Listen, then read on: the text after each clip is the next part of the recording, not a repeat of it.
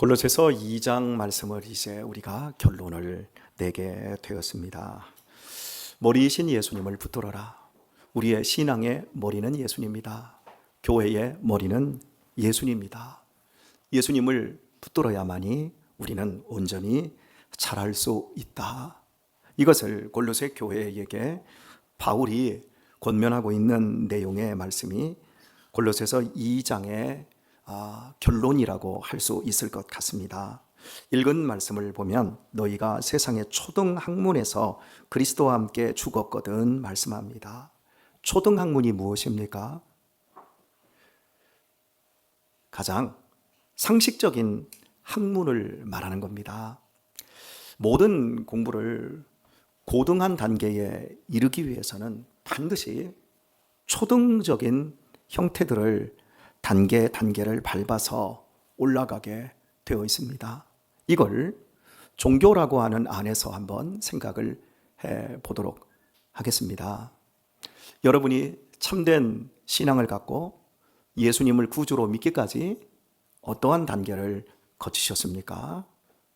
종교라는 프레임, 종교라는 틀 속에서 이렇게 예배 생활하고 이렇게 기도하고 또 이렇게 순종하는 겁니다 라고 하는 것들을 배우게 되었습니다. 이런 과정들을 거친 후에야 여러분들이 예수님을 믿음으로 말미암아 죄에서 해방되는 그 해방감과 그 자유를 여러분이 누리게 되었습니다. 세상과 비교할 수 없는 참된 기쁨을 여러분들이 누리게 되었습니다. 그래서 우리들이 믿음 생활을 하려면 반드시 종교라는 프레임 안, 그러니까 교회라고 하는 곳으로 들어와야 합니다. 기독교인이라고 하는 종교 형식이라고 하는 것들을 반드시 거쳐야 합니다. 그런데 여러분들이 아시다시피 기독교는 어떤 종교라고 하는 형식에 매여 있는 것이 아니라 기독교는 삶입니다. 기독교는 종교 따로 또 신앙 따로 이렇게 삶 따로 구분되어 있지 않습니다. 혹시 일본에 가보신 분들은 일본의 그 주택에 보면 신주가 모셔져 있어요. 그 집의 가장 높은 부분에 선반을 만들어 놓고 그 선반에 나무 같은 걸 꽂아 놓고 쌀이나 술이나 물 같은 걸 올려놓고 또 향도 피우는 이런 신주 이런 것들이 모셔져 있습니다. 그러면 거기에 이렇게 줄을 이렇게 띄워놨어요. 옛날에 우리 아기들을 낳으면 이렇게 새끼줄을 그 문 앞에다 띄워놓고 거기다가 고추를 이렇게 달아놓고 이쪽과 저쪽은 구별된 지역입니다. 이렇게 얘기하듯이 신의 영역과 우리 인간의 영역이 구분되어 있는 것이 이렇게 신주를 모신데 줄을 띄워놓은 이런 형태입니다. 대부분의 종교들은 이렇게 어떤 종교적인 프레임이 확실하게 있어요. 그런데 우리도 이제 기독교 안에서 여러 가지 이런 확실하게 이건 기독교인들입니다. 기독교인들이니까 저런 것을 합니다. 이런 모습이 있어요. 그런데 그 안에만 갖춰져 있으면 안 돼요. 우리가 머리이신 예수님을 놓치면 어떤 현상이 일어나냐면 교회는 자꾸 숨이 막혀요. 어떤 분이 믿지 않는 분이 이번 주에 제가 전도를 하는 과정에서 이렇게 표현을 했어요. 내 친구들이 나이 먹어서 예수님을 믿고 나니까 도대체 재미떼기가 하나도 없는 놈들이 되었다. 아니 40년 50년 나랑 그렇게 술을 먹었던 놈들이 지네 교회 다닌다고 술도 안 먹지, 함께 골프도 치고 그랬었는데 일요일이면 교회를 가지, 도대체 재미떼기가 하나도 없는 놈들이 되었다. 그리고 내가 지네들이 그렇게 교회 가는 거, 술 끄는 거야 내가 뭐라고 하겠냐마는 왜 나한테 교회를 가자고, 왜 나한테 술을 끊으라고, 왜 나한테 강요를 하는지 모르겠다. 이제 그런 얘기를 저한테 하면서 목사님은 이것을 어떻게 생각하십니까? 라고 저한테 물어요. 선생님이 이 병에서 폐암 4기에서 고침을 받았습니다. 신약이 생겨났습니다. 그래서 선생님은 이 폐암이 완전하게 깨끗하게 닿았습니다. 그러면 이제 선생님의 만약 자식이나 선생님의 사촌 중에 똑같은 선생님과 같은 폐암 사기 증상이 나타나서 지금 죽어가고 있다면 선생님은 선생님이 먹고 선생님이 만나서 완전히 치유받은 그 약을 처방해 준 그 의사에게 선생님의 자식이나 선생님의 사촌을 데려가겠습니까? 안 데려가겠습니까? 그랬더니 그런 약이 있어요. 아니, 그런 약 말고, 그런 약은 없는데 만약에 선생님의 병을 그렇게 고쳐준 약이 있고 의사가 있다면 지금 죽어가고 있는데 사촌과 내 자식을 데려가겠습니까? 안 데려가겠습니까? 그랬더니 데려가죠. 바로 기독교가 그럽니다. 예수님을 만난 사람, 내가 예수님을 만나서 내 내면 세계가 바뀌고 내가 하나님의 사랑을 입어 구원을 받은 그 기쁨, 그 행복, 그 즐거움을 아는 사람들은 가짜를 믿고 그리고 세상의 어떤 초등학문 수준밖에 안 되는 그 초등학문 수준이 뭐냐면 산은 꼭대기는 하나인데 산을 오르는 길은 여러 개라고 생각하는 그 종교적인 틀을 버리고 정말 내가 생명의 길을 만났나? 나는 정말 구원에 이르는 길에 들어섰는지를 확실히 아는 그 길을 찾게 되어 있고 그 길에 들어설 수밖에 없습니다. 그래서 주변에 선생님의 친구들이 선생님을 전도하려는 겁니다. 그리고 선생님, 담배 언제까지 피셨습니까? 암 진단 받을 때까지 폈대요. 그래서 그게 그렇게 좋던가요? 술 언제까지 드셨습니까? 암 진단 받고 끊었답니다. 그게 좋은 게 아니니까.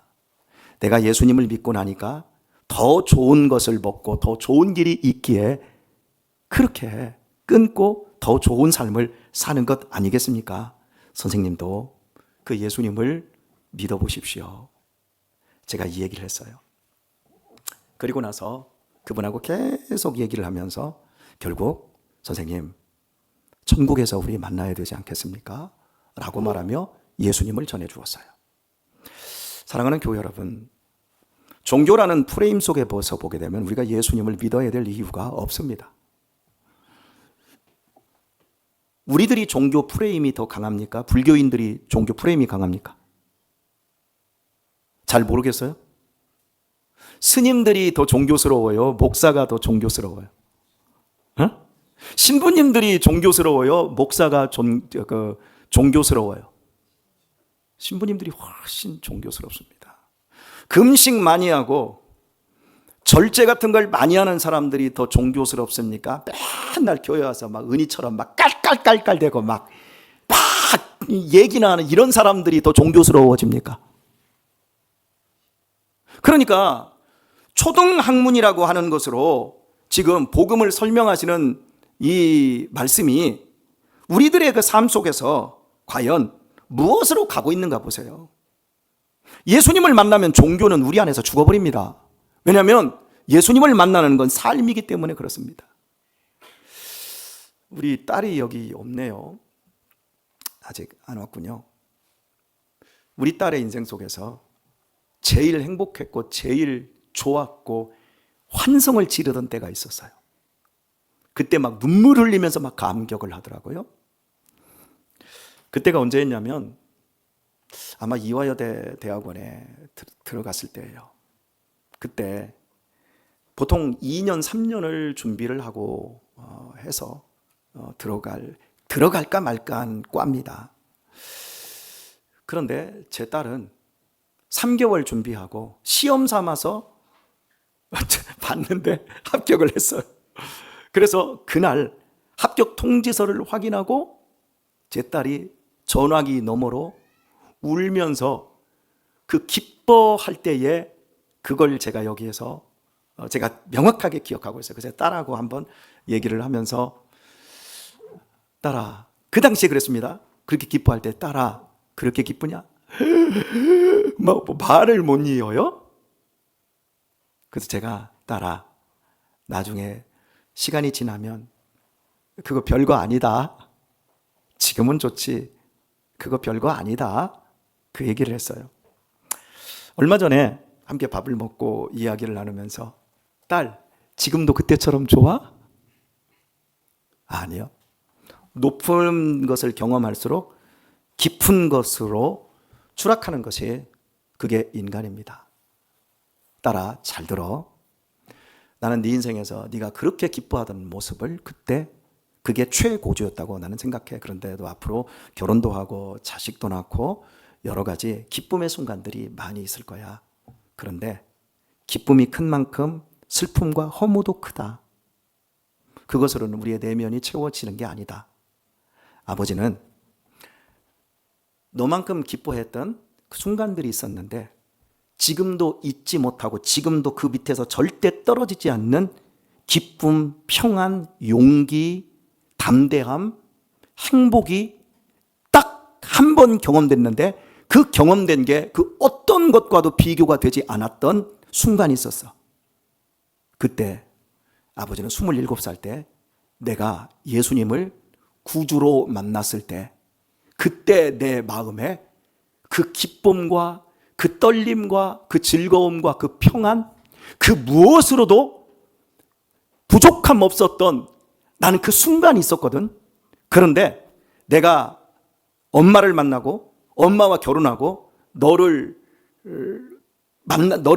태어나서 만나고 우리 유신이를 만나고 유민이 유아를 만나고 교회를 개척을 하고 교회가 세워지고 그런 어떤 그 과정에서도 나는 내가 예수님을 만났을 때에 그 자유와 그 기쁨과 그 진리의 그 일은 그것을 내가 가졌을 때에 그걸 그 어떤 것과 비교가 안 되더라.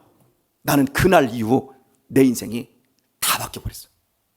나는 그날 이후 바뀌었는데 연예인들 뭐 아무리 막 예쁘고 아무리 대단하고 아무리 막 웅장하고 뭘 봐도 그런 모든 것들이 그냥 반짝하는 것. 그리고 내가 예수님을 믿고 내가 예수님의 구원을 아는 사람, 그리고 내가 하나님의 자녀 되었다라고 하는 이것은 그 어떤 것으로도 흔들리지 않는 기쁨으로 지금 내 인생을 27살 때부터 57이 되는 지금 이 순간까지 나를 버티고 나를 지키고 나를 이끌어 주더라. 여러분, 돈 쓰는 재미 좋습니다. 여러분, 차 바꾸는 재미 좋습니다. 여러분, 집 넓혀가는 재미 좋습니다. 여러분, 명품으로 치장하는 재미 좋습니다. 그런데 그거 쫓고 그것으로 여러분을 기쁘고 이 정도 되는 사람이고 나도 성공한 사람이다 라고 하는 그 뻐김이야말로 초등학문적인 아주 저차원적이고 아주 미성숙한 태도라고 하는 거죠. 이걸 여러분이 분별하거나 이걸 희석시키게 되어지면 여러분이 교회 와서 믿음 생활하면서 잘하는 게 아무것도 없습니다. 더 잘 지키는 대로 갑니다. 더 옥죄이는 대로 갑니다. 더 꾸미는 대로 갑니다. 잘하는 척만 하지 안 잘합니다. 잘 꾸며놨는데 실은 돈 준다고 하면 그 돈을 덥석 잡고 끌려가고 그냥 조금 화나면 화난다고 그냥 끝장내버리고 그냥 인생을 농밀하게 예수님과 함께 자라나는 삶을 사는 것이 불가능해집니다. 우리가 예수님을 만난 후에 바뀌어지는 건 은혜는 우리에게 굉장히 강해지는 겁니다. 대신에 규칙은 굉장히 약해집니다. 그런데 은혜를 못 받으면 규칙은 굉장히 강해집니다. 한번 여러분 자신들을 한번 보세요. 우리가 신앙생활 하면서 정말 미성숙한 초등학문적인 수준의 신앙생활 하는 사람들을 보면요, 답답해. 여유가 없어요. 따뜻함이 없다고 할까요? 자유는 사라지고 정죄는 굉장히 커지는 거예요. 바울은 우리에게 너희가 세상의 초등학문에서 그리스도와 함께 죽었거든. 우리는 이미 종교라고 하는 어떤 억압이나 그런 법칙에서 이미 해방된 사람들이에요. 뭘로? 예수 그리스도로 말미암아. 우리를 예수님이 대신하여 예수님께서 죽어주셨습니다. 우리의 모든 가식과 우리의 모든 외식과 우리의 모든 이기심과 우리의 모든 허물과 죄 때문에 예수님께서 우리를 대신하여 죽어주셨습니다. 우리는 이미 100점짜리로 그리스도에게 붙은 사람들이 되었습니다. 우리는 모자라는 사람이 아니라 우리는 하나님의 사람으로 사랑받는 완벽한 하나님의 자녀가 되었습니다. 예수님과 함께 우리는 죽은 존재입니다. 그리고 본문은 우리에게 말합니다. 어찌하여 세상에 사는 것과 같이 의문에 순종하느냐. 이런 통제 방식, 세상에 속한 통제 방식, 어떤 종교적인 프레임, 이런 거에 우리가 자꾸 순종한다는 거죠. 그런데 본문은 이렇게 말합니다. 곧 붙잡지도 말고 맛보지도 말고 만지지도 말라 하는 것이니 이 모든 것은 쓰는 대로 부패로 돌아가리라. 사람의 명과 가르침을 쫓느냐 말합니다. 붙잡지도 말고요, 맛보지도 말고요, 만지지로 말라고 말합니다. 여러분에게 제가 권면합니다. 전기는 붙잡지도 말고 맛보지도 말고 만지지도 마세요. 왜냐하면 그거 만지면요 피가 마릅니다. 큰일 납니다. 그 앞부분에서 바울은 우리에게 말합니다. 머리를 붙들지 아니하는 지라 말합니다. 우리가 붙잡아야 될 게 뭐냐면 머리이신 예수님을 붙잡으라는 거죠. 무엇을 지켜나가냐가 중요한 게 아니라 나는 지금 예수님을 붙잡고 있느냐가 중요하다는 거죠. 예수님을 안 잡고 있는 사람들은요, 내가 신앙적인 규칙, 종교적인 계율을 잘 지키면 의롭다고 자꾸 생각을 합니다. 착각하는 거죠. 규칙 잘 지킨다고 의로워지지 않습니다. 그러면 규칙을 못 지키면 자꾸 절망에 빠집니다. 나는 아직 멀었다고 생각합니다. 아니요. 우리는 예수 그리스도와 함께 십자가에서 죽고 예수 그리스도와 함께 부활의 생명으로 다시 살아났습니다. 우리는 하나님의 자녀가 되었습니다. 그런데 우리는 자꾸 이런 만져서는 안 될 것을 자꾸 만지기를 원하고 맛봐서는 안 될 것을 자꾸 맛보기를 원해요. 붙잡아서는 절대 안 되는 걸 붙잡는 거예요. 막 전기를 붙잡으면 피가 마르듯이 이런 것들을 붙잡으면 우리 안에서 생명력이 쪽쪽 말라버려요. 그리고 이런 것들을 계속해서 쓰면 쓸수록 우리의 내면 세계가 부패해집니다. 우리가 금식하지 않습니까? 금식하면서 여러분 어떤 느낌이 듭니까? 이제 우리 다다음 주면 금식을 다 같이 하잖아요. 근데 금식을 하면서 여러분은 무슨 느낌이 들어요? 여러분의 생명력이 더 충만해집니까? 아니면 바짝바짝 말라가는 느낌이 들어가집니까? 우리가 예수님을 생각하고 그날만큼은 예수님의 그 죽으심을 우리가 좀 동참하고 이런 마음으로 우리가 신앙 안에서도 풍성하고 더 기쁨이 넘치고 더 행복이 넘치고 주님의 마음으로 하나 되어지는 그런 은혜를 금식을 통해서 누려야 될 줄 믿습니다. 근데 솔직하게 그때 금식할 때 여러분은 무슨 느낌이 드냔 말이에요. 여러분이 새벽에 나오면서 무슨 느낌이 드냔 말이에요. 여러분이 금요일에 여기 나오면서 무슨 느낌이 드냔 말이에요. 여러분의 내면 세계가 더 따뜻해지고 있고 더 너그러워지고 있고 여러분의 내면 세계가 더 넉넉해지고 있는가를 보셔야 됩니다. 여기 나오는데 그냥 금요일이니까 지켜야 돼. 새벽이니까 나 기도해야 돼. 어떤 규칙을 지키는 대로 가고 있다고 한다면 우리는 만지지도 말아야 되고 먹지도 말아야 되고 붙잡지도 않아야 될 것들을 우리는 붙잡고 그런 것들로 기독교 신앙인 양 포장하고 있는 거예요. 그건 기독교 신앙 아니에요. 세상의 모든 초등학문적인 종교의 프레임 속에 다 있는 거예요. 금식은 누가 더 세게 합니까?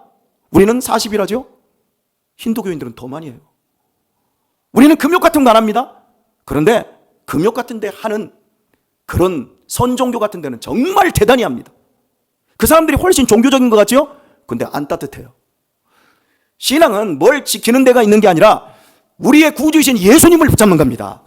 머리로 예수님을 붙잡고 머리로부터 우리를 자라게 하는, 무엇을 자라게 합니까? 우리의 마음을, 우리의 영혼을 자라게 하시는 예수님에게서 끝없이 영원한 것을 공급을 받는 겁니다. 생명을, 진리를 공급을 받는 겁니다. 그런데 이걸 붙잡지 않으면 쓸데없는 걸 붙잡아서 그걸 붙잡으면 붙잡을수록 우리 안이 썩어갑니다. 자, 보세요. 이 모든 것은 쓰는 대로 부패에 돌아가리라. 더 부패해 줍니다. 여러분, 규칙을 지키고 뭔가 하는 그것으로는요, 죄를 이길 능력이 우리 안에서 나오지 않습니다. 자, 23절 정리하고 말씀을 맺도록 하죠. 이런 것들은 자의적 숭배와 겸손과 몸을 괴롭게 하는데 지혜 있는 모양이나 그렇습니다. 예, 이렇게 금욕하고 뭔가 잘하고 막 이거 지켜야 됩니다, 저거 해야 됩니다, 이러고 해가지고 실제로 이걸 잘 지키잖아요. 이게 얼마나 겸손해 보이고 이게 얼마나 지혜 있어 보입니까? 이게 얼마나 더 거룩해 보이고 이게 얼마나 아름다운 신앙 같고, 이야, 저 사람 정말 신앙생활 잘하는 것 같다, 이런 것들이 느껴지게 되어지지만 사실은 그게 우리를 더 썩게 한다라고 말을 하고 있는 거예요. 그래서 지혜 있는 모양이나 오직 육체 쫓는 것을 금하는 데는 유익이 조금도 없다라고 말합니다.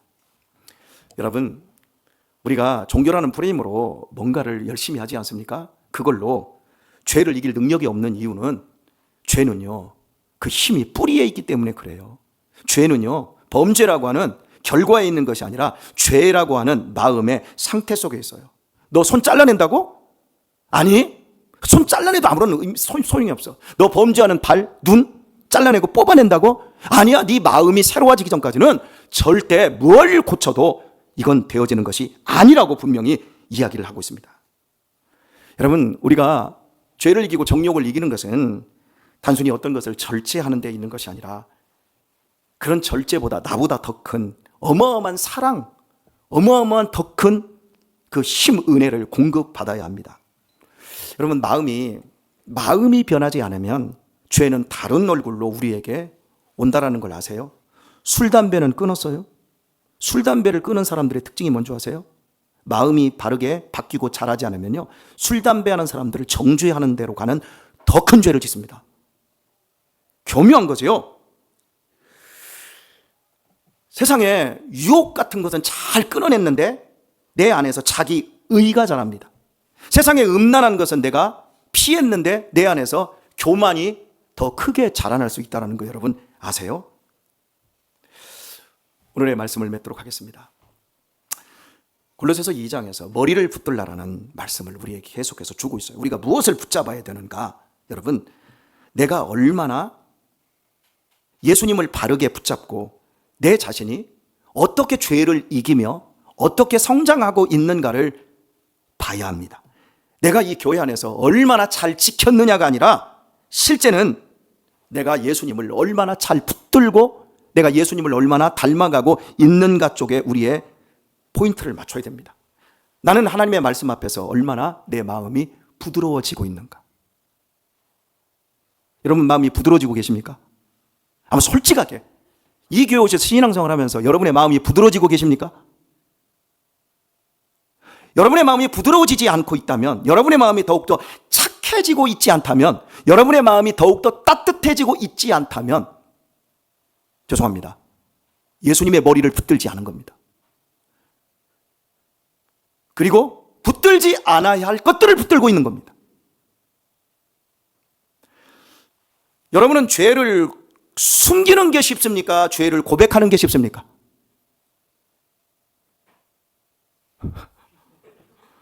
여러분, 신앙생활 하시면서 죄를 숨기고 포장하는 게 쉽습니까? 죄를 드러내놓고 회개하는 게 쉽습니까? 잘 생각하셔야 돼요. 세상은, 다른 종교는, 기독교도 마찬가지입니다. 초등학문적인 수준에 있을 때는 완벽하게 죄를 숨기고 자기의 허물을 가리는 위선덩어리 유대인들처럼 바리새인들하고 똑같이 변합니다.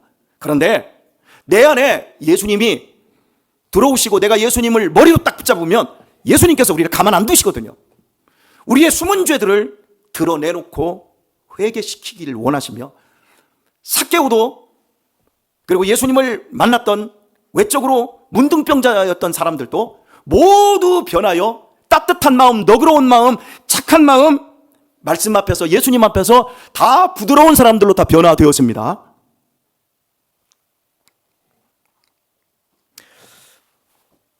우리 자신이 어디에 속해 있는가를 보세요. 우리 모두가 예수님을 붙잡고 머리 대신 예수님을 붙들고 예수님 안에서 우리는 죽었고, 그리고 예수님과 함께 영원히 산 존재로 예수님보다 여러분에게 더 큰 기쁨이었고, 예수님보다 여러분에게 더 큰 소망이었고, 예수님보다 더 큰 행복이었고, 예수님보다 더 큰 자랑이 없는 사람으로 여러분 바르게 성장하시고 남은 생에 더 따뜻하고 너그럽고 더 부드러워지는 사람들로 남은 생애를 예수님과 똑같이 닮아가는 사람들 다 되시길 예수님의 이름으로 축원드립니다.